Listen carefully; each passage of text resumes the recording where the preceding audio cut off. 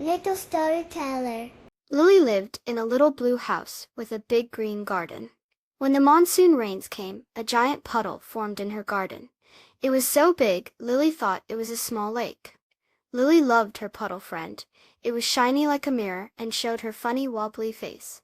Sometimes it even looked like the clouds were swimming in it. One sunny morning, Lily saw tiny wiggly things swimming in her puddle. They were little tadpoles, black and shiny with swishy tails. Lily giggled. Her puddle friend had tiny creatures living in it. As the days grew warmer, the tadpoles started to grow little legs. Soon they weren't tadpoles anymore.